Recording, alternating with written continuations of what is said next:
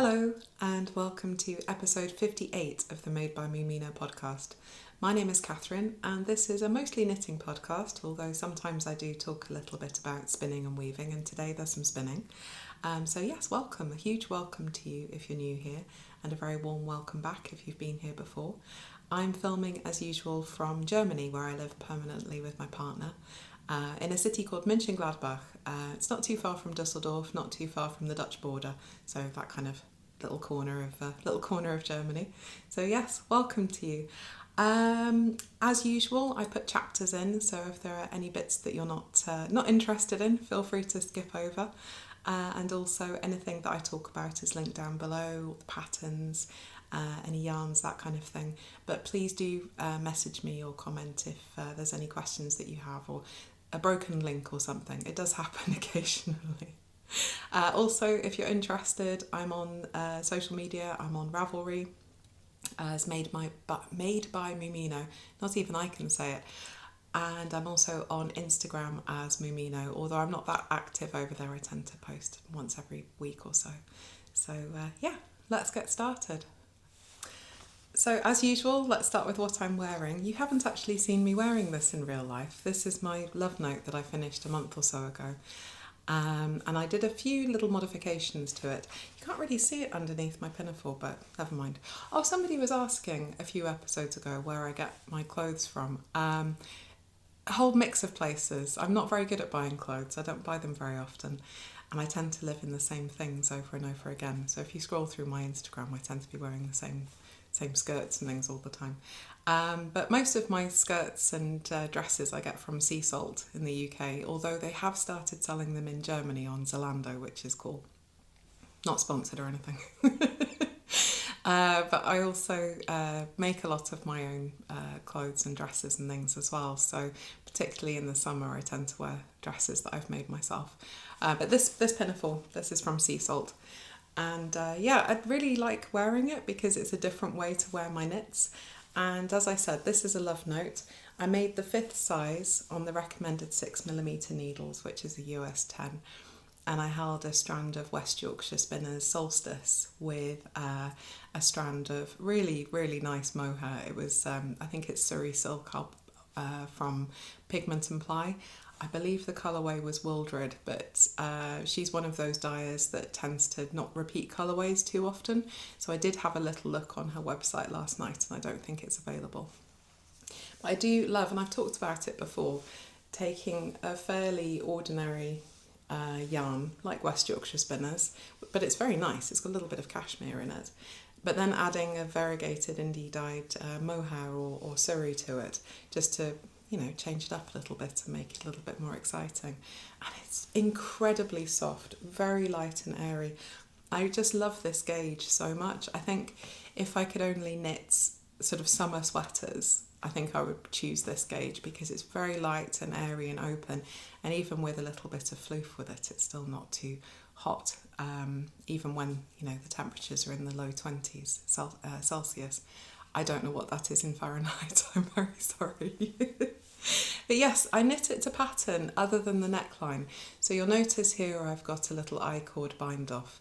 So I cast on for a slightly bigger size than I wanted. I cast on for the 6th size, I believe. Let me just double check. No, I cast on the 5th size, but then followed the instructions for the 4th size because I wanted a nice open neckline. I didn't want it up around my neck too much because I knew how I was going to wear it. I cast on using a provisional cast on, and then once I'd finished, I picked up those stitches and added a 3-stitch I-cord bind off. I'm really happy with it. I also went with a slightly shorter sleeve to save me pushing them up, which is what I always do anyway, and it ruins my jumper sleeves. Yeah, I'm really, really happy with it. I wore it quite a lot when I went back to the UK a few weeks ago. And yeah, as you can see, it's very easy to wear. And I'll probably wear it to go on a nice walk later to the supermarket. How exciting my life is. But yeah, overall this is a lovely pattern. I love that the love note is really size inclusive, and there's even baby sizes in there as well. And my brother and his wife are expecting their first, and I'm thinking I might cast on a little baby love note. I was thinking to adapt it. I might add a little like a split just here to add a couple of buttons, because often it's quite difficult to get things over a baby's head because I can't wait to meet the new little one when it arrives. But yes, this is my love note, and I really enjoy wearing it. I don't really have any finished objects to show you today. I've got half a finished object. I've just pulled it onto a sock blocker to show you. So in the summer, I like to make scrappy socks. And I don't know if you can see behind me, I've got a big jar. This is where I keep all of my scraps of sock yarn. And when I get the urge, I pull out a few different colours and I cast on shorty socks to wear in my trainers. And this, I'm not entirely sure what these yarns are. I'm pretty sure this one here is Undercover Otter, because I made a hat recently for my partner out of it. This one is Lang Yarns, I think, Jawohl, and I'm almost certain that this is something from Lay Family Yarn. But yeah, little nuggets, perfect for making a little pair of scrappy socks. So I don't use what do I want? What word do I want? Pattern. I don't use a pattern per se. But I have linked a pattern down below for a nice vanilla sock pattern if you'd like to give this a go. And it's super easy to adapt it to a shorty sock. So I do 5 rows of 2x2 ribbing, and then I do the normal heel flap and gussets that I always do. But I make the heel flap a little bit longer, so I'm picking up a few extra stitches along here when I'm ready to then knit down the foot. I find that stops it slipping under my foot whilst I'm walking. So you end up with this little bit sticking up above the trainer, which is perfect for me. And as you can see here, I've done a 2x2 rib on the top of the sock, and then underneath the sock I've left it plain. So this is pretty similar to the socks that I normally make for myself, but just a little bit shorter. It's incredibly satisfying. 1, I'm using up lots of little scrappy bits, and 2, yeah, they've finished much more quickly than a normal pair of socks. So yeah, very, very satisfying. I do a normal rounded toe, and if you're interested, this is a 64 stitch cast on. I have UK size 6 or an EU size 38 to 39 foot, and I reduce from the 64 stitches down to 28 stitches for the toe before I Kitchener it. I always do top down socks, it's just my preferred method, and I tend to use Addy Crazy Trios. I've already cast on the second one, cast this on in the car yesterday. Gosh, it's been an absolutely crazy couple of weeks. I must apologise for releasing this episode a little bit later than normal. I've had appointments and things this week. It's been a little bit stressful. I need to have a small surgery. Don't worry, nothing life-threatening. But the appointment for it finally came through on Tuesday this week, which is my normal recording day. But yeah, it's been quite a full-on stressful couple of weeks. And yesterday, it was a bank holiday, public holiday here in Germany. So it was so nice just to have a day off, spend some time with my partner. We went and got some paint to go and to repaint our living room and things. And it was just nice to have a normal day when it's been pretty full on the last couple of weeks. So yeah, anyway. So yeah, I use these Addy Crazy Trios. I just find them really useful for travelling. I don't feel like it's 100% safe to knit with my usual sort of steel DPNs, my higher sharps. When we're driving, I've just got this image of something bad happening. So I go for these little bamboo tips, and I knit them on a 2.25mm. I have had one snap on me before in the past, so I do have a couple of spares lurking about. But I also find these great for air travel because I've never had a problem flying with them from Schiphol in Amsterdam, or from Dusseldorf, or from Cardiff, or from London. So yeah, I find these really super handy to just keep in my handbag as my little handbag project. And yeah, you also don't need to change needles when you're decreasing. I know a lot of people enjoy knitting magic loop. I have tried, I just don't really get on with it. My brain doesn't like it. So yes, these are my shorty socks. Not really a finished object, but halfway there. And hopefully I'll get this one finished this week. The next project to show you is so close to being finished. I'm really hoping to finish this week. My partner is called Anastasios and it's his birthday in a couple of weeks and this is for him. So Anas, if you're watching, skip to the next chapter. So yes, almost finished. So close. I'm making him a puntal. I've made him several in the past and I've got the fit pretty much down for what he likes. And I'll lean back and show you. I finished the body and one of the sleeves. I'm making him the men's size 3 for this and I'm just following the pattern. In the past I've often cast on below the neckline then added it later, but this one I wanted a little bit more of a loose fit around the neck because that's what he likes. And other than that I'm just following the pattern. And how glorious is that yarn? Oh, this is from Ross at the We Yarn Company and this base was reduced because he's not going to be carrying it anymore. So I bought a few skeins of it from him. There's the label. And you're going to have to listen to me attempt to say Labradorite again. I have a mental block. It's one of those words that I just, I have a little mental block, but that's the colour, so you can read it without listening to my terrible pronunciation.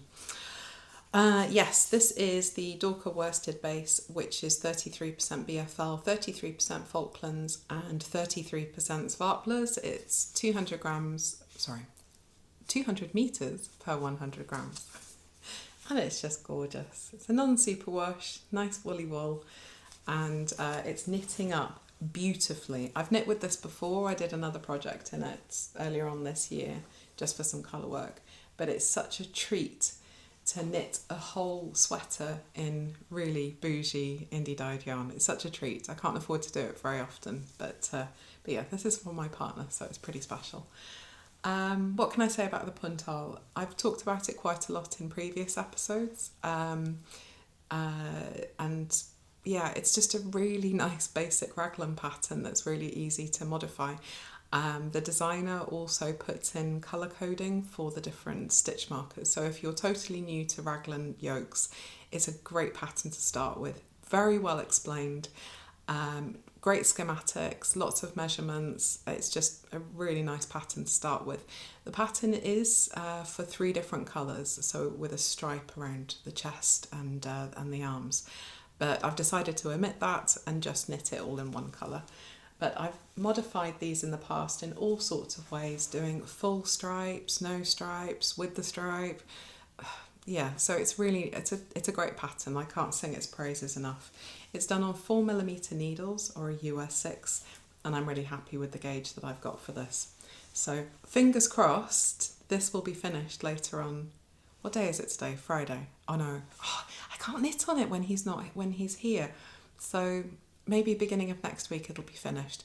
And then I have the challenge of secret blocking. Bless him, I've made him jumpers in the past as a gift. And what I tend to do is do it early in the morning so that it's got most of the day to dry as much as possible before he comes home. And then in the bedroom we've got these sort of big zipped storage things from IKEA, so I just slide it in on top of those until I can get it out again the next morning when he goes to work. And touch wood, so far he hasn't noticed. Yeah. What can I say? Not the most observant person in the world, maybe. But yes, it's almost finished. Hopefully I can show it to you finished in the next episode, so wish me luck, fingers crossed. So far I've used, I think I'm on my 5th skein. I've almost finished the 5th skein of this. I did get a little bit of sort of yarn chicken fear about it, and Ross still had a couple of these skeins left, so I did succumb and I did order an extra one just in case, but I don't think I'm going to need it. But I don't mind tucking that away for some colour work or something in the future. But yes, so that is the puntal. So I think I'll do a proper roundup of all of my WIPs in the next episode. I haven't had a massive amount of knitting time this week, but yeah, we can be realistic. And yeah, I haven't really had a lot of headspace or time for knitting. So when my partner hasn't been here, I've been working on his jumper, and when he has been here, I've been working on a monster blanket. So if you've been here before, you know all about this. I am determined to finish this before the weather gets hot. I had 500 grams of yarn from Het Volbeast in a yarn advent in last Christmas. And I wanted to make a big DK squishy blanket with it. I'm not using a blanket pattern, I'm actually using a dishcloth pattern to do it. I apologise if my tummy's rumbling. Haven't had my breakfast yet. So I've taken the dishcloth pattern and don't follow the increases, but just kept going until I wanted to start decreasing. And I think I'm going to end up with a blanket that's about 2 meters square, there or thereabouts. Maybe if I fold this in half, it'll be easier to show to you. So as you can see, I have almost finished. I've got this darker stripe to do, and then, I don't know if you can hear me behind here, and then I've got one more colour to put in. But this is a monster blanket of garter stitch, but oh my goodness, it is so squishy. And over the last couple of weeks, with everything that's been going on, being able to just snuggle up, do garter stitch, you know, it's been absolutely fantastic. I do love having crafting to turn to. I mean, I don't think it solves problems, but I do think that it gives you an opportunity to focus on something else, and just to, you know, relax a little bit. It forces you one row at a time just to concentrate on what you're doing, to a certain extent with garter stitch. But holding 2 yarns together, you know, you do have to watch what you're doing. So all I have done with this is done wide stripes of the advent yarn interspersed with scraps that I had left over from other projects. So you can see you've got this thick, thin, thick, thin, thick thing, and my objective is to use pretty much all of the yarn. So if I've done a thick stripe on this side with a particular colour, I then end up with a slightly thinner stripe on this side. And I think I've only got one colour left. Yeah, that's the last one. So after I've done this thin stripe in that sort of plummy colour, I'll be using that. And I'm holding it with woolly knit throughout. So I had the leftovers, so most of 500 grams of a cone of that bright pink colour you saw. And then I appropriated some leftovers in this blue colour from my mum last time I was back at home. And somebody asked me in the comments last time, I haven't got round to answering all of the comments yet, I'm sorry, how I was joining them together. So with the woolly knits, I'm split splicing, and with the superwash, I'm just weaving them in. So you can see here, what I tend to do is join the next colour, weave the last colour in with the new colour, and then on the way back, bring the yarn to the other side and do the opposite. So I am going to end up with little bits where it's woven in, but it doesn't bother me in the slightest, to be honest. In the past, I've tried doing magic knots, but I found actually that 1 or 2 of them came undone, and it's probably just the way I did it. But I have heard that if you use a little blob of fabric glue after you do the magic knot, that can really help it to be a bit more stable. But I'm happy with just weaving them in. And because I'm holding it double, the yarn has something to hold on to, because one of the yarns that I'm using is quite woolly and quite sticky compared to the superwash. But yeah, this is a very satisfying knit, probably quite boring for you, but I cannot wait to finish this. And yeah, it's going to be a lovely squishy sofa blanket to snuggle under in the colder months. And it also means that I can get out one of my other old blanket projects. I was making a hexagon Christmas themed blanket with all of my leftover West Yorkshire Spinners signature sock. And so every year they do a Christmas or a festive themed yarn. And I've got lots of leftovers from that because I tend to pick it up every year, or my mum usually buys it for me every year. And I thought I'd make a hexagon blanket out of all of the leftovers. So I will get that out as soon as this is finished and show it to you, because it's a nice long-term project. But yes, that is my big squishy monster blanket that hopefully will be finished in the next episode, but we shall see. The last thing to show you is a very small amount of progress on my Low Tide sweater. So I haven't been able to work on this very much just because it's quite an intensive knit, because you have to follow the chart, and I just haven't had that much time for sitting down quietly and knitting, and I've wanted to focus on my other projects. But I finally split for the sleeves. If you've seen my previous episodes, you'll know that I didn't quite get gauge. It was coming out a little bit too small. Ooh, floof. So I'm making the 6th size as opposed to the 5th size, which would be right for my measurements. But then I also found that when I was ready to split for the sleeves, that it was a little bit too short. I wanted it not to be tight underneath my arms, so I did an extra repeat of the lace pattern, and I've got it on a larger circumference needle now, so you can see it a bit better. The lace work there is just gorgeous. As somebody commented last time, the cast on is a bit spicy. So you have to do lots of short rows whilst working in pattern, and following the chart to create a saddle shoulder. The fit is beautiful. It looks really good. I'll do a proper try on, I think, when I pick this up again in the next week or so. And I'm using John Arbon Harvest Hues for this in the colourway Speedwell, the 4-ply. And it's just absolutely beautiful. And I don't mind taking my time over this. This is the kind of knitting that I get a real kick out of. It's so satisfying to see those little cables growing and that lace panel growing. It's just beautiful. And it's a nice soft yarn for a woolly wool as well. So definitely we'll be making something else with this in the future, I think. It's a really good friend of mine's 50th birthday next year, and I'm looking for something to do for her. I really want to make her a jumper for her 50th. And she loves purple. So I'm thinking I might get the DK version of this yarn to make her something really, really special, a nice sort of winter jumper. But we shall see. There are many, many options. So yeah, that's my Low Tide. Not a lot of progress, but I just thought because I'm able to show it to you a little bit better. Also, you'll notice that I've left all of my lifelines in, just so you can see. I use a lot of lifelines when I'm doing lace work. It just gives me peace of mind to know that if I've made a mistake, it's easy to frog it back to the next, to the previous bit.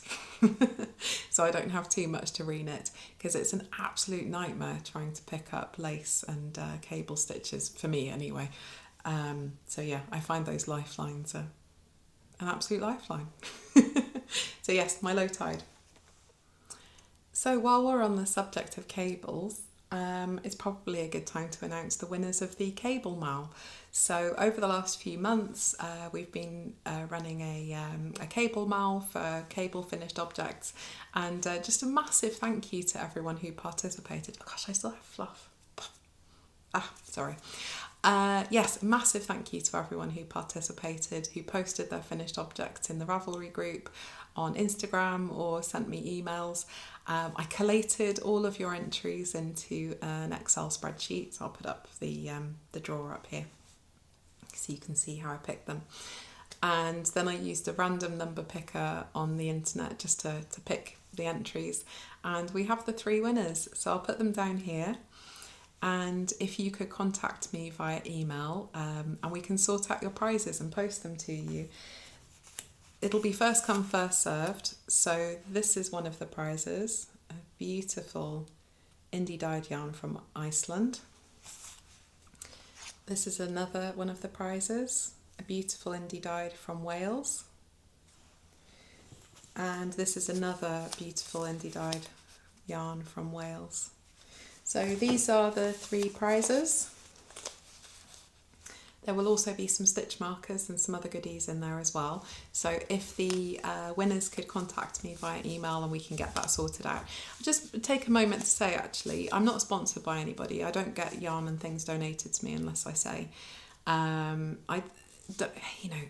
With the YouTube podcasty stuff, you do make a little bit of revenue from it, not very much, but I tend to use that to buy prizes and things like that, because it's just really fun to host these MALs and have a little bit of community atmosphere and things, isn't it? So any money that I make at the moment from doing this channel, I tend to spend on these prizes, and postage to wherever you are in the world. So yeah, congratulations to the winners. And I hope I hear from you soon. If I don't hear from one of the winners by the next episode, I will redraw it to give other people an opportunity as well. So I tend to do episodes every other Tuesday. So yeah, if I haven't heard from you by the next one, I will redraw it so that this beautiful yarn can be off in the world somewhere, being beautiful things. The last thing to talk to you about today, I think I've got a little bit of spinning as well. But okay, the penultimate thing to talk to you about today are some irresponsible purchases. And Woolen Twine, so Eula up in Hamburg, she makes beautiful yarn. She uses all natural dyes. It's all woolly wool, and she uses some really interesting bases, which is really what I look for. And she had some more of this gorgeous Shetland Welsh yarn. I mean, it's a bit like taking coals to Newcastle, isn't it? Because I can get not dissimilar yarn back at home in Wales. But she had some more of this in an update a couple of months ago, and I ordered it. And it took a while to arrive because she was on holiday. And because she was going to be on holiday and not posting things, she offered a little extra goodie, which I'll show you in a second.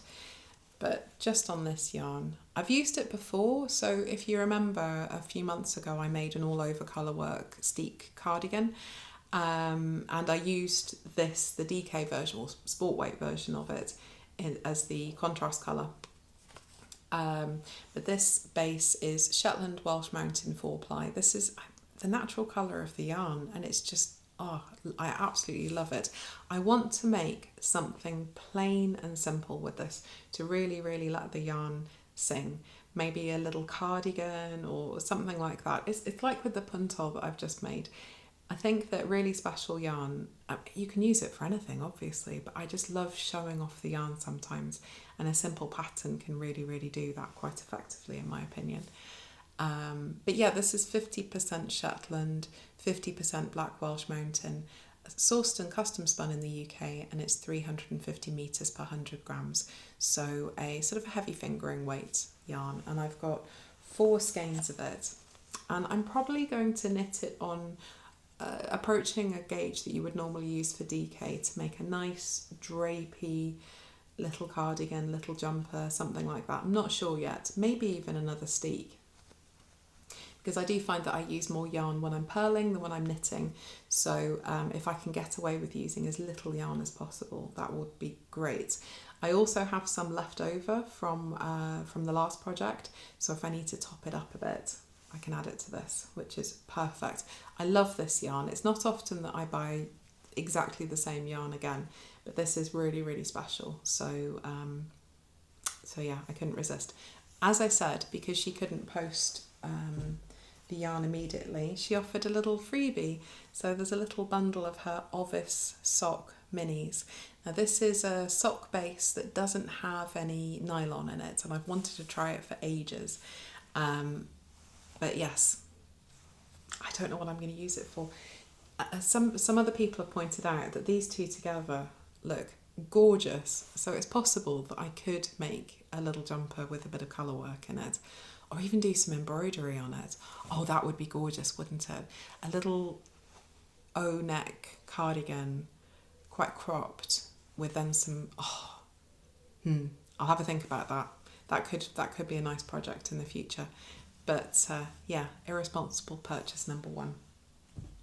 The second one was, as I was already ordering something from Ross at the Wee Yarn Company, and I was already paying postage, I thought I might as well try something else. So he also sells several brands of yarn that he doesn't make himself, that aren't dyed by him. And I thought I'd give this a go. This is a new to me yarn called Wanderer, and from the company World of Wool. And it's a sock yarn, 4-ply, but it's got recycled nylon in it, and I thought I'd give that a go. It's 100 grams is, it doesn't say how many metres it is. I imagine it's 400 metres, but I've just noticed what it says on here. It says 80% British wool, 20% recycled nylon, superwash treated. Oh gosh, it does say, I'm an idiot. 350 metres per 100 grams, so it's a heavy fingering weight. I don't know what's got into me today. I really don't. It says, do not iron, do not tumble dry, hand gentle wash only, do drink tea, do eat biscuits. That's the best life advice that you can have. I do find I'm drinking a lot more black tea with milk at the moment. If you're a tea drinker, you'll understand. It's not so much the tea bags, although that is important, what brand that you prefer. It's the milk as well. And I've been living abroad for years. So before I lived in Germany, I lived in Asia. I lived in China and Korea. And the milk just doesn't taste right in tea. You can't do it with long life milk, for me anyway, it doesn't work. But here in Germany, I found some milk that I really like. So I've really got back into drinking black tea in a big way. Anywho, bit of a diversion. But yes, I've got this in 2 colours. This one is called Ironstone and this one is called Flint. And I will tuck those away and make some cute socks for myself or somebody else at some point. There are a couple of birthdays coming up and I tend to knit socks for those people. So I might even make them some socks out of this. We shall see. It is a little bit on the rustic side, but I definitely don't mind that. I love a rustic sock for in my walking boots. Yeah, so I'm looking forward to seeing how they knit up. Now the last thing to show you is a preemptive Advent purchase. Now I'm trying to save a little bit of money this year and I probably won't be getting myself a big Advent. Honestly, I find it quite stressful as well, not knowing what's going to be in the pack, not knowing what colour it's going to be, having the pressure then to pick a pattern for it. And I thought I'd give myself a year off. So I am trying a new to me brand of self-striping socks. I love self-striping sock yarn. It's fantastic. You don't need to count your rows. The colours do it for you. And it's just super satisfying when the colours change. And there's a local-ish to me indie dyer who makes self-striping yarn called Nicole C. Mendez. And yeah, I thought I'd give some of hers a go. Now she does do a normal Advent as well. So she does do an Advent self-striping. But she had a big sale on and I thought, well, I could get a couple of skeins and just tuck them away for Christmas. So yeah, this is going to be my Advent yarn. And this colourway is called Tulips and it's Soft Sock DK. And my mum decided to go in on this as well. And it was a great opportunity to have a look at a few of her bases. This is soft and squishy. This is lovely. It's really, really nice. So that's the Soft Sock DK, which is what I'm going to be using. This is what she's going to be using. This is called New Beginnings and it's her tweed base. Oh, I should have said. This is 80% virgin wool merino extra fine and 20% nylon and it's 260 metres per 100 grams. So yeah, light DK really. I think I'll probably use maybe 2.5mm needles with that. And this is her tweed base. This colourway is called New Beginnings and it's 75% virgin wool superwash, 25% nylon and it's 420 metres per 100 grams. And I believe there's 8 colours in this one. I think there is in this one as well. And also this, I bought this on behalf of my mum as well. This one's called Tea Time and it's on the soft sock base, which is 400 metres per 100 grams, 80% wool, 20% nylon. And it's, these soft sock, they're lovely. They're really soft and squishy. They're as soft as any other, you know, really nice high-end indie dyer bases that I've touched. This is the tweed one. It's slightly more rustic. I love this though. This is really nice. This is right up my street. So this one's going to my mum, as is this one. But how gorgeous are those? I'm really looking forward to knitting these up. I'm going to wrap them, tuck them away, send these ones to my mum. And hopefully I'll forget what it is before the 1st of December so I can cast on my lovely fun DK socks and knit a stripe every day. I'll probably do them concurrently again. So yeah, that's my last irresponsible purchase.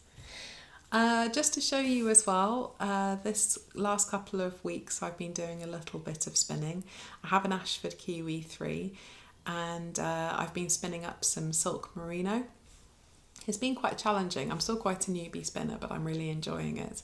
And I'm planning on using my spinning in weaving projects. So I've got some ideas for lovely open weave chunky scarves and things like that. So yeah, I've been practicing my chain ply, which is what you'll see in the little bit of footage after this episode, and it's relaxing on my niddy noddy, ready to be washed. I like to wait at least 24 hours in between each stage of spinning, just to let the spin set, just to let it relax a little bit.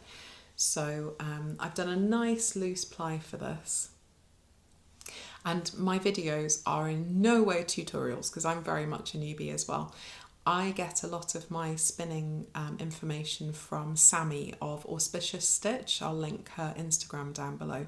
She does fantastic little tutorials about different drafting methods, different plying methods. She's also with what's it called, carding and things as well. So she's just a really cool person. I had the pleasure of meeting her at Wonderwall a couple of weeks ago, and she's just so nice, so bubbly and full of energy.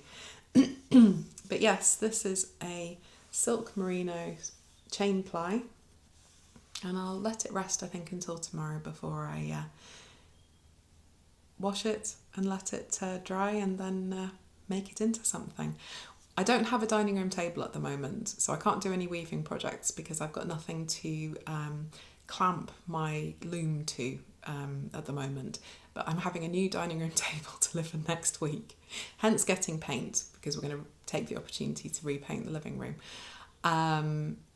Yeah, so it's been a bit frustrating not being able to do any weaving projects, but it's temporary, and next week hopefully I'll be able to warp the loom again and use this beautiful yarn for something.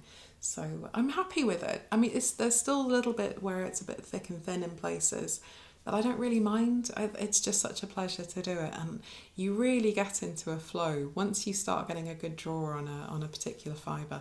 I really find that my mind totally relaxes and I'm very focused on what I'm doing. So yeah, I'm enjoying spinning. It's good fun. Anyway, I think that's all for today.